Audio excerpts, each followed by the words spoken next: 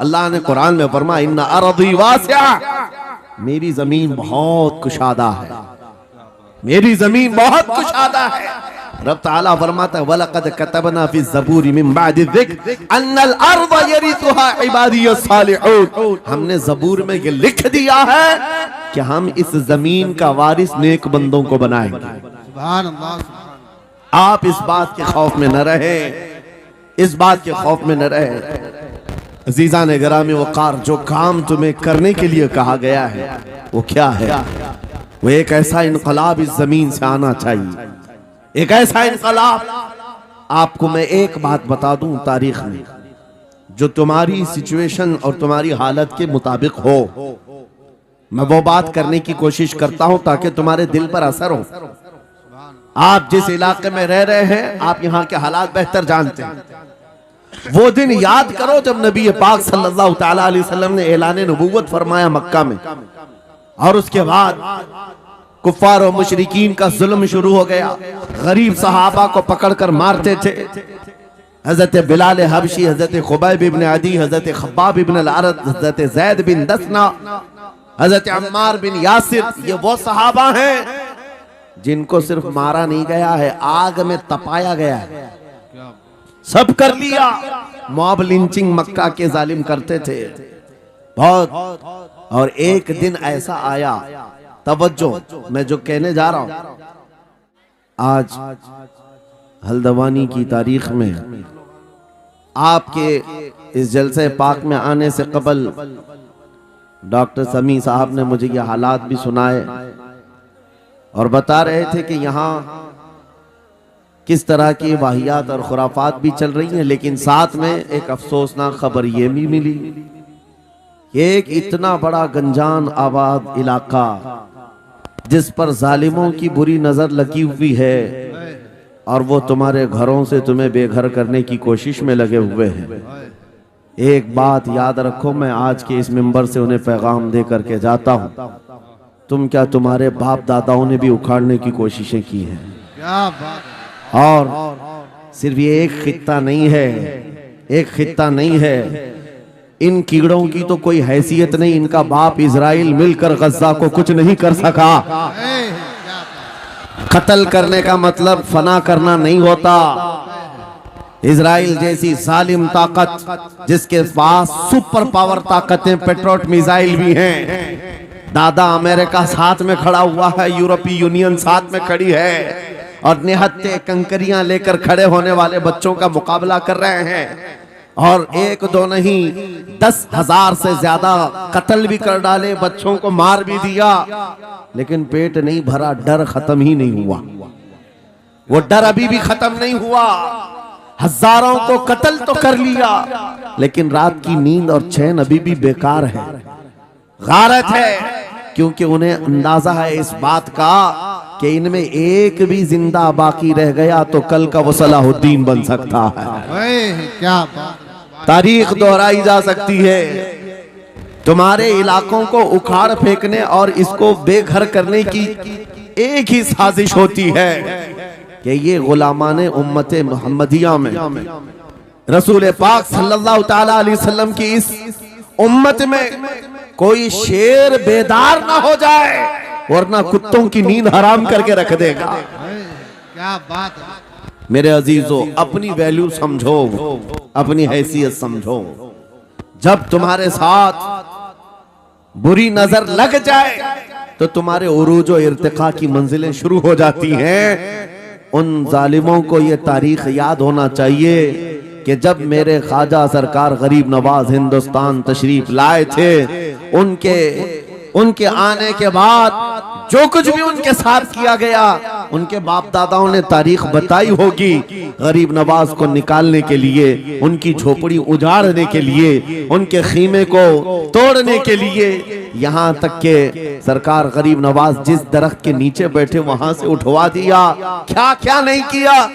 लेकिन आज तारीख 800 साल के बाद भी सन्नाटेदार थप्पड़ मार करके बता रही है, जिसको तुम यहां से बेघर करने की कोशिश कर रहे थे, अल्लाह ने उसे ऐसा बादशाह बनाया, तुम्हारी हुकूमतें 5 साल के बाद डील डोल होने लगती हैं, और उस मर्द कलंदर की हुकूमत 800 साल से चल रही है, वो भी गर्दनों पर नहीं, लाखों दिलों पर हुकूमत कायम है। क्या बात है, सुभान अल्लाह। कुरान में अल्लाह फरमाता है, वो अम्मा मा यनफउन्नास फयमकुतु फिल अर्द, जो लोगों को नफा देता है वो जमीन में बरकरार रहता है। कुरान की आयत पढ़ करके मैं तुम्हें हौसला देता हूँ, तुम्हें यह हौसला देता हूँ। अल्लाह ने कुरान में फरमाया, इन्ना अर्दी वासिआ, मेरी जमीन बहुत कुशादा है, मेरी जमीन बहुत कुशादा है। रब ताला फरमाता है, वलक़द कतबना फी ज़बूरी मिन बादि ज़िक्र अन्नल अर्द यरिथुहा इबादियस सालिहून, हमने ज़बूर में ये लिख दिया है कि हम इस जमीन का वारिस नेक बंदों को बनाएंगे। सुभान अल्लाह। आप इस बात के खौफ में न रहे, इस बात के खौफ में न रहे। अजीज़ान गिरामी वक़ार, जो काम तुम्हें करने के लिए कहा गया है वो क्या है? वो एक ऐसा इनकलाब इस जमीन से आना चाहिए, एक ऐसा इनकलाब। आपको मैं एक बात बता दूं, तारीख में जो तुम्हारी सिचुएशन और तुम्हारी हालत के मुताबिक हो, मैं वो बात करने की कोशिश करता हूं ताकि तुम्हारे दिल पर असर हो। आप जिस इलाके में रह रहे हैं, आप यहाँ के हालात बेहतर जानते हैं। वो दिन याद करो जब नबी पाक सल्लल्लाहु तआला अलैहि वसल्लम ने ऐलान नबूवत फरमाया मक्का में, और उसके बाद कुफ्फार और मुशरिकीन का जुल्म शुरू हो गया। गरीब सहाबा को पकड़कर मारते थे। हजरत बिलाल हबशी, हजरत खुबैब इब्न अदी, हजरत खब्बाब इब्न अल-अरद, हजरत जैद बिन दसना, हजरत अम्मार बिन यासिर, ये वो सहाबा हैं जिनको सिर्फ मारा नहीं गया है, आग में तपाया गया है। सब कर लिया। मॉब लिंचिंग मक्का के जालिम करते थे बहुत। और एक दिन ऐसा आया, तवज्जो, मैं जो कहने जा रहा हूं, नबी पाक सल्लल्लाहु तआला अलैहि वसल्लम हरम पाक में दाखिल हुए, मस्जिद हरम में आए। खाने काबा की चाबी उस वक्त उस्मान बिन शैबा के पास हुआ करती थी, जो ईमान लाए हुए नहीं थे। या हज़रत उस्मान गनी नहीं है, वो दूसरे उस्मान है। उस्मान बिन शैबा के पास काबे की चाबी होती थी। हुजूर पाक सल्लल्लाहु अलैहि वसल्लम ने उनके पास आकर के कहा, उस्मान काबे की चाबी दो, दरवाजा खोल के मैं अंदर जाना चाहता हूं। उन्होंने कहा, नहीं, तुम हमारा दीन छोड़े हुए हो, हमारे दीन से तुम बरगश्ता हो, मैं तुम्हें काबे में अंदर आने नहीं दूंगा। किससे कहा? कायनात के आका मौला रसूलुल्लाह। हुजूर ने कुछ नहीं कहा। तवज्जो, मेरे आका ने फरमाया, उस्मान याद रखना, एक दिन ये चाबी मेरे पास होगी, और ये चाबी मैं जिसको चाहूंगा दूंगा, और कयामत तक उससे कोई चाबी छीन नहीं सकेगा। सुभान अल्लाह, सुभान। इतनी बड़ी बात, जबकि मक्का के हालात बहुत अलग थे। जगह जगह सहाबा को मारा जा रहा था और छुप छुप करके इस्लाम की तबलीग की जा रही थी। उस जमाने में मेरे आका फरमाते हैं, उस्मान ये चाबी एक दिन मेरे हाथ में होगी काबे की, मैं जिसे चाहूंगा अता करूंगा, और फिर कयामत तक उससे कोई चाबी नहीं छीन सकेगा। यह हदीस पाक में मौजूद है। उस्मान बिन शैबा कहते हैं, पहले तो मुझे हंसी आई, क्योंकि ये खाने काबा की चाबी की जिम्मेदारी आम नहीं होती, खानदानी है, बरसों से चली हुई विरासत के साथ आती है। और ये इस तरह से मुझे कह रहे हैं कि चाबी इनके पास चली जाएगी। और फिर उस्मान बिन शैबा कहते हैं, इनके हालात देख करके तो लग नहीं रहा था कि चाबी जाएगी, लेकिन जलाल जिस अंदाज में गुफ्तगू हो रही थी, ये देखकर डर भी लग रहा था कि कहीं ये सचमुच चाबी ले तो नहीं लेंगे। फिर उस्मान बिन शैबा कहते, वो हालात भी आ गए कि जब रसूलुल्लाह हिजरत करके चले गए मक्का से, सहाबा भी घर बार छोड़कर चले गए। उस्मान बिन शैबा कहते हैं, आप तो दिल मेरा चौड़ा हो गया, कहां मुझसे चाबी लेने की बात कर रहे थे, कहां इनका घर भी नहीं बचा, घर भी छोड़कर जाना पड़ा। अगर कल तुम्हारा घर छोड़कर जाना पड़े तो मेरी ये बात याद रखना, इस हदीस को याद रखना। हुजूर पाक हिजरत करके चले गए, सहाबा भी अपने घर बार सब छोड़कर मदीने चले गए। उस्मान बिन शैबा कहते हैं, अब तो मेरा सीना चौड़ा था, कहां ये चाबी की बात करते थे, कहां अपना घर भी नहीं रख सके। साल गुजर गया, 2 साल गुजर गए, 3 साल गुजर गए, 4 साल गुजर गए, 5 साल गुजर गए, 6 साल गुजर गए। हिजरत के बाद फिर वो दिन आ गया जब नबी पाक सल्लल्लाहु अलैहि वसल्लम 10,000 सहाबा के साथ 20 रमजानुल मुबारका को मक्का में फातह मक्का बनकर दाखिल हो रहे हैं। सुभान अल्लाह सुभान अल्लाह। 6 साल के बाद वापस ही है जब हुजूर तशरीफ लाए। मक्का की गलियों में अब मुकाबला करने की किसी की हिम्मत नहीं थी, ताकत नहीं थी। हुजूर पाक जैसी हरम मक्का में दाखिल होते हैं, सारे इधर उधर छुप करके भाग रहे थे जिन्होंने जुल्म किया था अपने दौर में। कोई इसके घर भाग रहा है, कोई उसके घर भाग रहा है। वो दिन आएगा, याद रखो, वो दिन याद रखना। कुफ्फारे मक्का भाग रहे थे, जान बचा रहे थे, और मेरे आका काबे के पास खड़े होकर के ऐलान कर रहे थे, आज तुम्हारी जान बख्श दी गई है, आज तुम्हारे लिए रहमत का दिन है, हम आज किसी के साथ मुकाबला नहीं करेंगे। हुजूर अपनी रहमत के खैरात बांट रहे हैं। फिर अब सुनो, 10,000 सहाबा के साथ जब मक्का मुकर्रमा में मेरे आका दाखिल हुए, अब खाने काबा खोलने की बात थी। चाबी किसके पास है? उस्मान बिन शैबा के पास। बुलाया रसूलुल्लाह ने, कहा है उस्मान बिन शैबा? आए, सर झुकाए हुए आए, ईमान लाए हुए नहीं थे। कहा लाओ चाबी। चाबी दे दिया हुजूर के हाथ में। कहा है उस्मान, क्या मैंने ये बात नहीं कही थी, एक दिन ये चाबी मेरे हाथ में आएगी? वो सर नहीं उठा सके, सर झुकाए खड़े रहे। मेरे आका ने अपने हाथों से चाबी खोला, खाने काबा का दरवाजा खोला, और वहां से सारे शिर्क को, कुफ्र की आलाइशों को पाक किया। फिर उसके बाद चाबी बंद करके, अब सुनो, मेरे आका बाहर आए और फरमाया, आज मैं ये चाबी ऐसे आदमी के हाथ में दूंगा जिससे कयामत तक कोई छीन नहीं सकेगा। कितना बड़ा फरमान है मेरे आका का। हुजूर ने जब ये फरमाया तो जो बड़े बड़े सहाबा थे उनके दिलों में ख्वाहिश थी, काश चाबी हमें मिल जाए, हमारे खानदान में चलती रहे।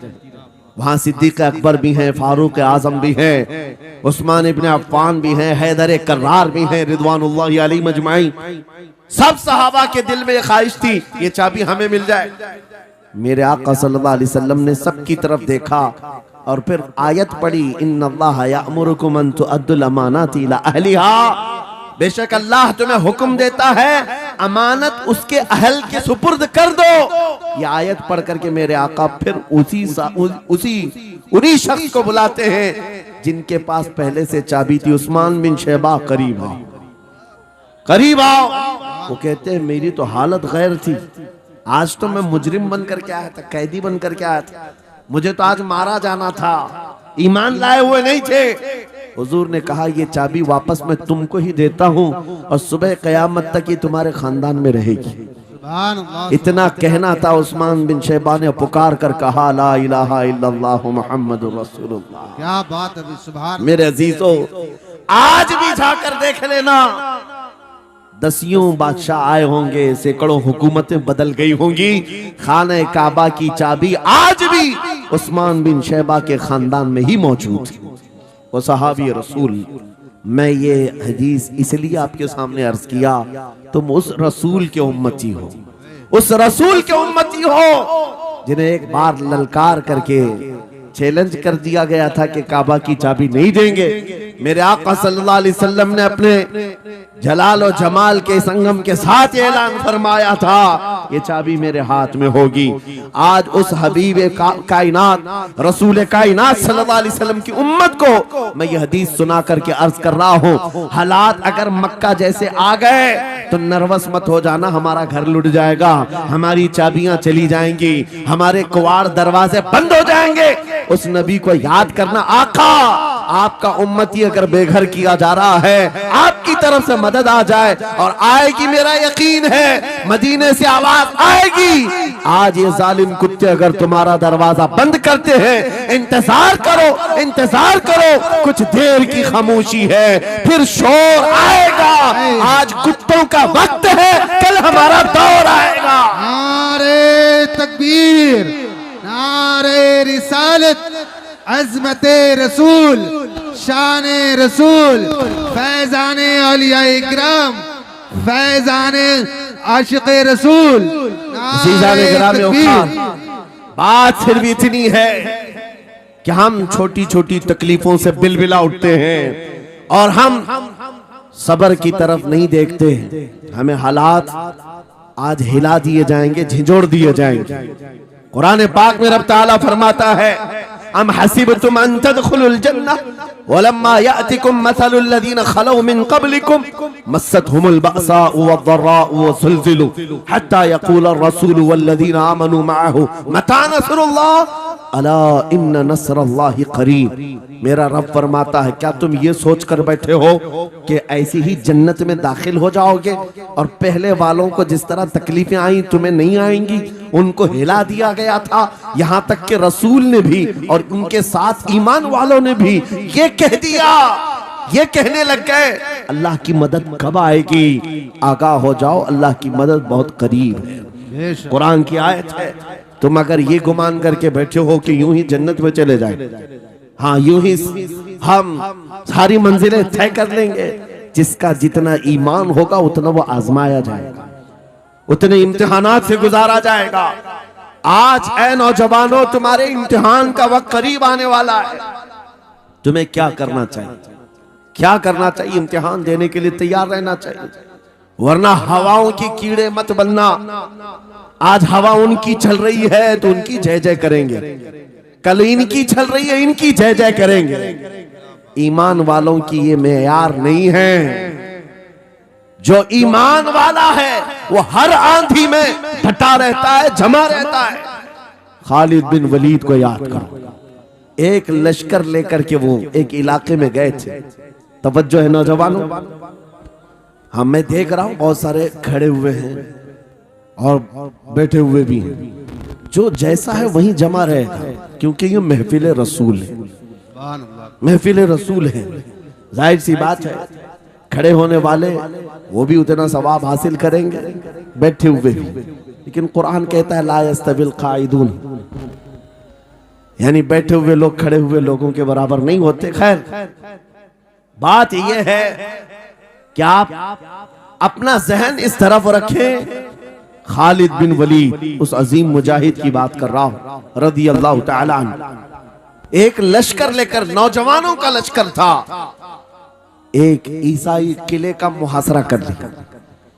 और किले का मुहासरा करने के बाद अंदर सख्त लोग थे, मुकाबला कर रहे थे, लेकिन किला फतह नहीं है। अब अंदर वालों ने यह मशवरा कर लिया, जो बड़ा राहिब था, पादरी था, कहा ये खालिद बिन वलीद है, इससे लड़ना आसान नहीं है। ये जहां जाता है फतह के झंडे गाड़ कर आता है। उसने जो गुरु घंटाल था सबको जमा किया और कहा मैं एक तरीका ढूंढा हूं, इसके जरिए से इनके ऊपर हम कामयाबी हासिल कर लेंगे। सबने कहा हम इत्तेफाक करते हैं। कहा क्या तरीका है? गुरु ने कहा, पादरी ने कहा, ये बैठाए ये सब चीजें महफिल रसूल के आदाब नहीं। जो लोग बैठा रहे हैं, मैं कह रहा हूं जो जहां है जिस हालत में खड़े रहेंगे इंशाअल्लाह। आप अगर खड़े होने में दिक्कत महसूस कर रहे हैं, मैं भी खड़ा होता हूं इंशाअल्लाह, ठीक है?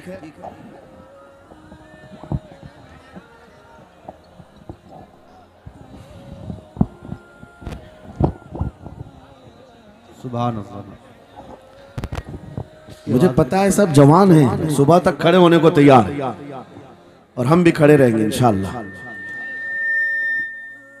अब ठीक है, अब कोई किसी को बिठाए भी नहीं, कोई किसी को खड़ा भी ना करे। दुरूद पाक पढ़ लीजिए एक बार। अल्लाहुम्मा सल्ली अला सय्यिदिना मुहम्मद व आलिहि व अस्हाबिहि व बारिक वसल्लम। मुझे पता है मुफ्ती साहब, मैं ये आपको बता दूं, हर जलसे में ये हाल हम देखते हैं। वजह यह है कि हम कुर्सी पे बैठे रहते, कुछ लोगों को नजर नहीं आते, वो हंगामा करते रहते, इधर से नहीं दिख रहे, उधर से नहीं दिख रहे, और आसपास जो बैठे हुए हैं इनको वो अड़चन समझते हैं कि ये बीच में हाइल हो गए हैं। लेकिन मैं इतनी बात कहता हूँ, अल्हम्दुलिल्लाह हमारी वो कौम है, मुझ जैसे एक निकम्मे, मैं एक गुलाम और खादिम हूँ, मुझे देखने के लिए वो बीच में किसी को बर्दाश्त नहीं कर पाते, तो ये अपने रसूल और अपने दरमियान किसी और को क्यों बर्दाश्त कर सकती है? क्या बात है, बहुत अच्छा। सुभान हम गुलामों के लिए इनके जज्बात हैं तो रसूल के लिए जज्बात और हैं। अल्लाह। अल्हम्दुलिल्लाह वो इश्क अभी सलामत है, इसीलिए तो हम घूम रहे हैं। अगर मरे होते तो मुर्दों को कौन खिताब करता? जिंदगी अभी बाकी है और हमें उम्मीद भी बाकी है, उम्मीद बाकी है। खुराफात आ गई है, मुझे पता है, गलत काम बहुत आ गए हमारे मोहल्ले में। मुझे सुबह से बताया गया बहुत सारे, ये एक मोहल्ले का अलमिया नहीं है। हम जहाँ जा रहे हैं शहरों के शहर नशे में तबाह हैं, बर्बाद हैं, लेकिन साथ में मुझे इस बात का यकीन है हुजूर की ये उम्मत गुनहगार तो हो गई है लेकिन गद्दार नहीं है। क्या बात है, बहुत। हुजूर की गद्दार नहीं है। आज भी अगर इनसे कह दो, चाहे वो किसी भी तरह का अमल रखता हो, हुजूर की इज्जत की बात आई तो अपनी गर्दन लेकर हाजिर होने को तैयार सुभान अल्लाह। है या नहीं मेरी इस बात पर? सुनो, खालिद बिन वलीद जब किले का मुहासरा कर चुके हैं, ईसाई पादरी ने अपने सारे साथियों से कहा, हम इनको 3 दिन का टाइम देते हैं कि हम इनको सुलह करने की बात करेंगे, लेकिन मेरी एक शर्त होगी, या अपने नौजवान साथियों को लेकर बाजार से गुजरते हुए आ जाए, अगर सही सलामत इनके सारे फौजी आ गए हम किले की चाबियां दे देंगे। सारे ईसाइयों ने पूछा, क्या करना क्या चाहते हो? उस पादरी ने कहा, मुल्क की मशहूर खूबसूरत लड़कियों को और जरो जवाहरात को मैं रास्ते पर बिछा दूंगा, नंगी लड़कियों को खड़ा कर रखूंगा।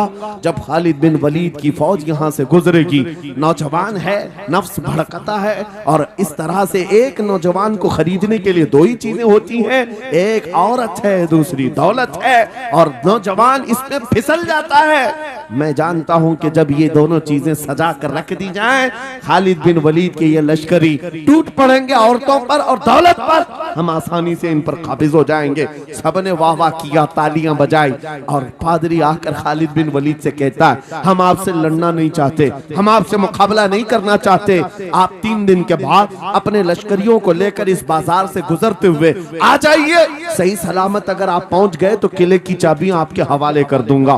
तवज्जो, खालिद बिन वलीद ने कहा, मंजूर है, ये शर्त मैं इत्तेफाक करता हूं। वापस आए, अपने साथियों से कहा, जंग नहीं करनी है, लेकिन एक ही शर्त उन्होंने रखा है, 3 दिन के बाद इस बाजार से गुजर कर हमें जाना है, लेकिन कोई ना कोई हरबा तो होगा, कोई ना कोई साजिश तो होगी, हर चीज के लिए तैयार रहना।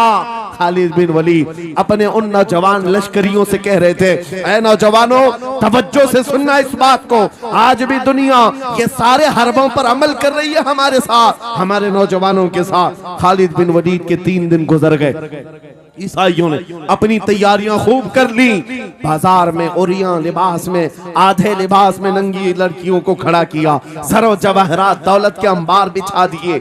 जब खालिद बिन वलीद के सिपाही मैदान में गुजरते हुए उस बाजार में आते हैं, पहला कदम रखा था, नजरें पड़ गई, खालिद बिन वलीद रुक गए, पलट गए, अपने लश्करियों से कहा, वही आज मैं तुमसे कह रहा हूं। उन्होंने कहा था, ऐ नौजवानों, ऐ रसूलुल्लाह के शहदाइयों, तुम्हारी इम्तिहान का दिन है, आज तुम्हारे इम्तिहान का दिन है।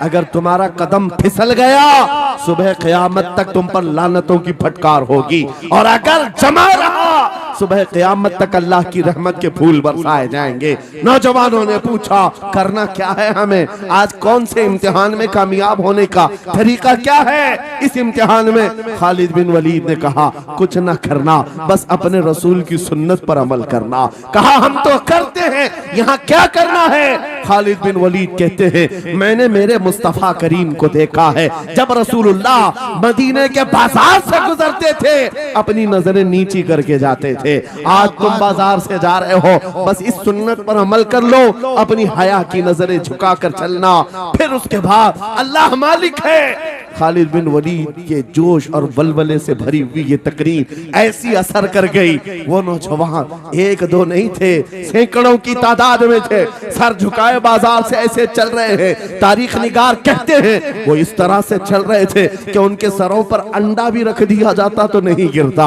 ना इधर हिलाए ना उधर हिलाए, ना इधर देखे ना उधर देखे, और बराबर अपनी नजरें जमीन पर झुकाए हुए तेजी से चलते हुए उस किले के फाटक तक पहुंच गए। वहां वो पादरी साहब इंतजार में थे, भटक गए होंगे, औरतों से भिड़ गए होंगे, दौलत जमा कर रहे होंगे, मगर ये दीवाने ठुकराते हुए हर दौलत और उरियानियत को उस किले के फाटक तक पहुंच गए।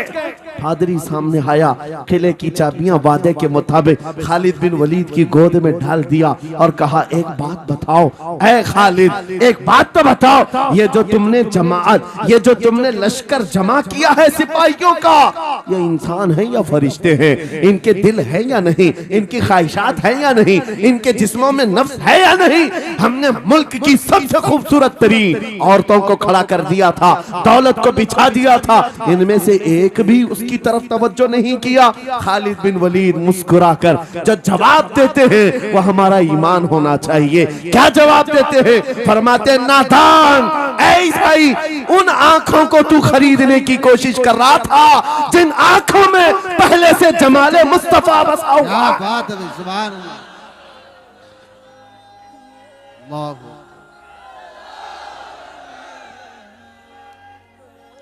या रसूल।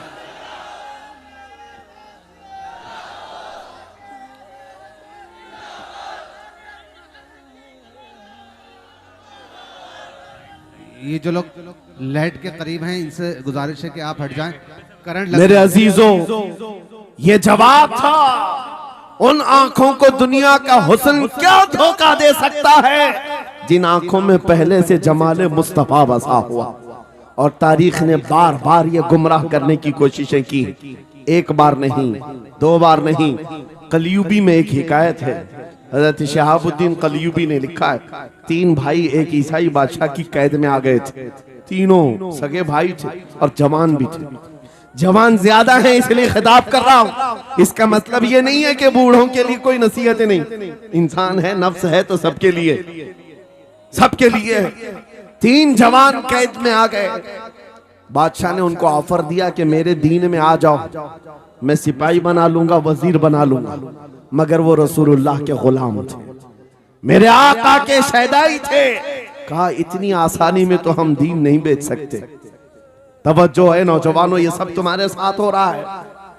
दौलत तुम्हें दिखाकर, हुस्न तुम्हें दिखाकर अगर दुनिया खरीद सकती है तो लानत है ऐसे तुम्हारी जिंदगी पर, तुफ है। फिर वो कैसा ईमान वाला है, कैसा मुसलमान है जिसने अपने नबी की मोहब्बत को हल्की चीज में बेच दिया?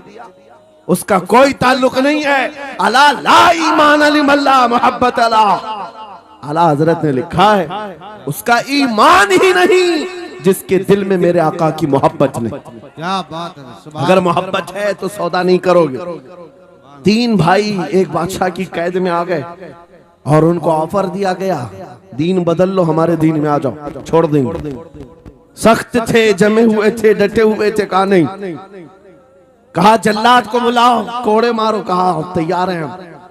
इतना नहीं, बादशाह इतने गुस्से में था, जल्लाद को बुलाया और कहा एक कढ़ाई लाओ, तेल डालो और खौलाओ। तेल डाल करके खौलाया गया। जब तेल खोलने लगा, इन तीनों में से बड़े भाई को उठाकर तेल में डाल दिया।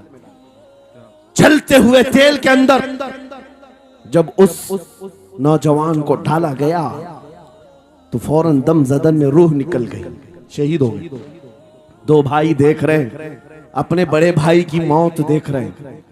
ये हालात आ गए, ये बातें याद रखना। थोड़ी देर के बाद बादशाह ने दूसरे से कहा, अब बताओ तुम्हारा क्या इरादा है? दूसरे ने कहा, अब तो और भी तुमने सख्त कर दिया इम्तिहान, हम तो अपने नबी को धोखा नहीं दे सकते और ना ही मेरे शहीद भाई को। बादशाह ने दूसरे को उठाया और तेल में डाल दिया, खोलते हुए तेल में डाल दिया। 2 शहीद हुए। तीसरा जो था वो 22 साल 25 साल के बीच का था। ये भरी जवानी है, अंगारा होता है। हर नौजवान को ये लगता है कि ये दिन हमारे ऐश के हैं। दुनिया में जहां चमकती हुई चीज को देखता है दिल दे बैठता है, माँ बाप से भाग जाता है, घर बार को छोड़ देता है, उसको हर अच्छी चीज बुरी लगने लग जाती है। ये उम्र बड़ी खतरनाक मंजिल पे आ जाती है। ऐ नौजवानों, जो इस उम्र में बच गया इंशाअल्लाह वो आगे भी बच जाएगा, आगे भी बच जाएगा। 22 साल का खड़ियल जवान है जिसके सामने उसके 2 भाइयों को खोलते हुए तेल में डाला गया, उसकी कैफियत क्या होना चाहिए? अब पूछा गया तुम्हारा क्या इरादा है? कहा इस तरह तुम 100 बार भी तेल में डालोगे तो मैं यही कहूंगा मेरा रसूल मोहम्मद सुभान अल्लाह सल्लल्लाहु अलैहि वसल्लम, हमारे आका मोहम्मद सल्लल्लाहु अलैहि वसल्लम है, मैं यही कहूंगा। बादशाह इतने गुस्से में था, कहा कि इसको चीर दो, इसको काट दो। वजीर था बादशाह का चालाक, उसने कहा इसको कत्ल कर देने मार देने से कुछ होगा नहीं, मुझे 1 महीने का टाइम दे, इसको चेंज करके लेके आऊंगा, अगर नहीं लाया तो मेरी जिंदगी दांव पे लग जाए। बादशाह ने कहा ले जाओ, 1 महीने का टाइम है, इसको बदल करके लाओ। वजह यह थी कि उस वजीर के घर में बड़ी खूबसूरत लड़की थी जिसके रिश्ते के लिए बड़े बड़े बादशाहों के शहजादों के पैगामात आते थे। वजीर ऐसा था कि इस एक नौजवान पर अपनी पूरी मेहनत सर्व करना चाहता था। घर लाया, कमरे में रखा, अच्छी ग़िज़ाएं दी, कहा मैं तुझे मारना नहीं चाहता, कुछ नहीं, तू अपनी जिंदगी में मस्त रह। उस नौजवान ने कहा ठीक है।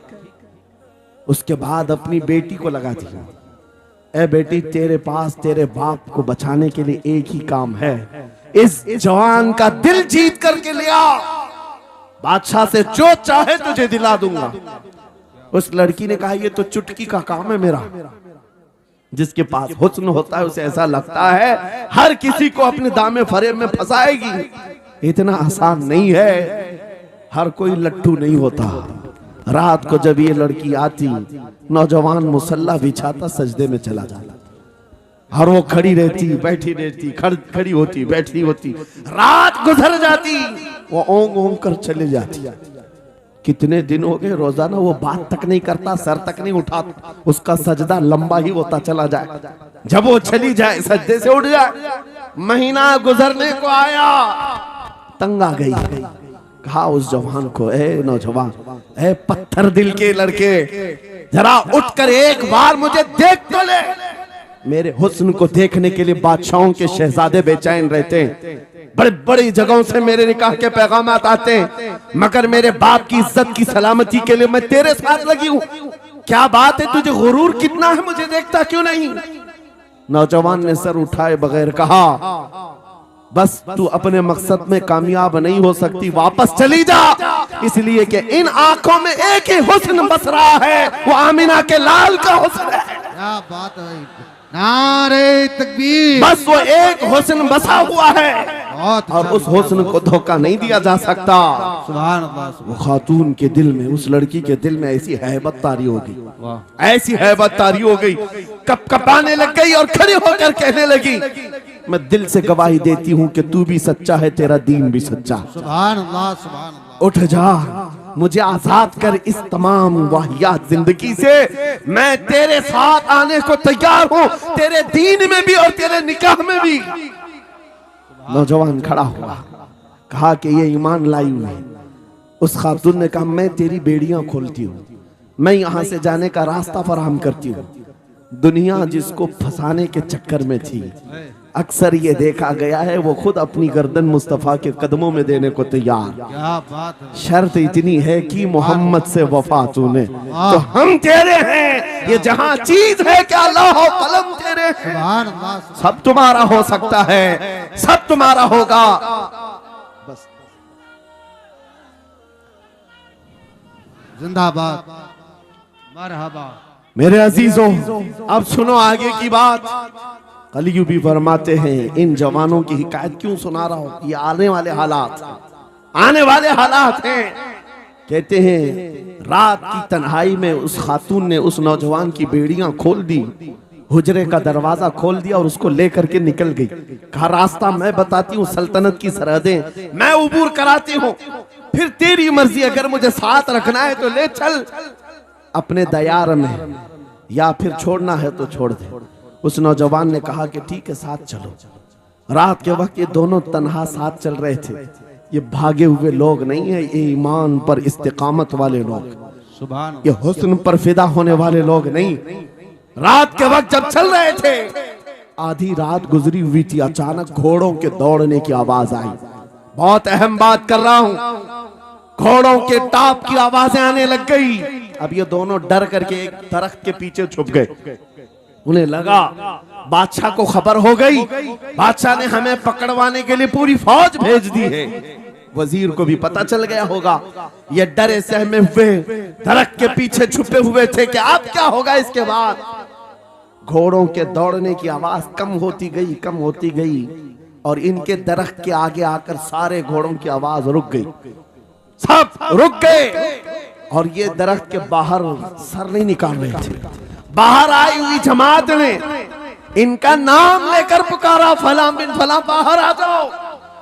ये नौजवान कहता है, जब मैं बाहर आकर देखा, ये बादशाह की फौज नहीं थी, इसके दोनों शहीद भाई पूरी जमात के साथ घोड़ों पर सवार हैं। सुभान अल्लाह। जिनको बादशाह ने खोलते हुए तेल में डाला था, वो घोड़ों पर सवार आ रहे हैं। नौजवान देख करके हक्का बक्का रह गया। पूछा, भाईजान आप कैसे आए, आप कैसे आए? उन दोनों भाइयों ने कहा, ऐ हमारे नन्हे भाई, क्या तुझे पता नहीं, अल्लाह ने फरमाया, वला तक़ूलू लिमन युक़तलु फी सबीलिल्लाहि अमवात बल अहयाउ वलाकिन ला तशउरून। जो अल्लाह की राह में मारे जाएं, उन्हें मुर्दा मत कहो, वो जिंदा है, तुम्हें उसका शऊर नहीं। ये सिर्फ तू हमें देख रहा है, पहचान रहा है। तुझे पता है ये जो जमात हमारे साथ आई है, आम लोगों की नहीं, ये बदर खंदक के सहाबा की जमात है। सुभान अल्लाह, सुभान अल्लाह। बहुत अच्छा यार, मरहबा। अल्लाह। बात सिर्फ इतनी है, बात सिर्फ इतनी है, अगर तुम अल्लाह के सच्चे बंदे बन जाओ, हुजूर के वफादार बन जाओ, पूरी दुनिया तुम्हारे लिए घुमा दी जाए, हालात तुम्हारे लिए बदल दिए जाएंगे। थोड़े दिनों की बात है, इसीलिए इकबाल ने कहा था, सच्ची बात है नौजवानों, मेरा पैगाम ये है, अगर सुनना है तो सिर्फ इतना है, कुफ्र दम तोड़ देगा टूटी हुई शमशीर के साथ, कुफ्र दम तोड़ देगा टूटी हुई शमशीर के साथ। घर तुम निकल आ जाओ एक बार नारे तकबीर के साथ। नारे तकबीर, नारे रिसालत, नारे गौसियत, लब्बैक या रसूल अल्लाह, लब्बैक या रसूल अल्लाह, नारे तकबीर। अब बात ये सुनकर के चलो, दो मिसालें मैंने तुम्हारे सामने रखी, एक सैयदना खालिद बिन वलीद की, एक ये तीन नौजवान भाइयों की। दोनों जगह पर भी मैंने आपके सामने रखा, दुनिया ने किस जरिए से हमें खरीदने की कोशिश की। खालिद बिन वलीद के जवानों को भी दुनिया औरत और दौलत से खरीदना चाहती थी, इन तीन जवान भाइयों को भी दुनिया दौलत और औरत से खरीदना चाहती थी। आज भी वही सिचुएशन है। आज अगरचे सामने तुम्हारे सामने नहीं लाया जाता, लेकिन हर एक की मुट्ठी में इंटरनेट पहुंचा करके, गंदी तस्वीरें तुम्हारे सामने पहुंचा करके तुम्हारे ईमान को खरीदने की दुनिया कोशिश में लगी हुई है। आपको पता है पूरी दुनिया की सबसे बड़ी इंडस्ट्री पोर्नोग्राफी की है। ये बॉलीवुड और हॉलीवुड कुछ नहीं लगते उसके सामने। पोर्नोग्राफी जो और यहाँ गंदी फिल्में बनाने वाली इंडस्ट्री सबसे बड़ी है, करोड़ों अरबों डॉलर उसमें खर्च किए जाते हैं। किस वजह से? तुम्हारी आंखों की हया खत्म हो जाए, तुम्हारे ईमान का कत्ल हो जाए। आज नौजवान ये समझता है मेरी मुट्ठी में मोबाइल है, मुझे कौन देख रहा है। ये घर के अंदर तारीकी में बैठ करके अपनी आंखों का सौदा कर रहा है। इन और यहाँ तस्वीरों को तुम अपनी उंगलियों के पौर से हिला हिला करके देख रहे हो। एक बात याद रखना, हो सकता है तुम्हारी माँ से पोशीदा है, तुम्हारे बाप से छुपी हुई हरकत है, तुम्हारे भाई और दोस्तों से छुपी हुई हरकत है। कुरान कहता है यअलमु खाइनतल अयुनि वमा तुख्फी सुदूर, वो अल्लाह है जो तुम्हारी आंखों की खयानत को देख रहा है।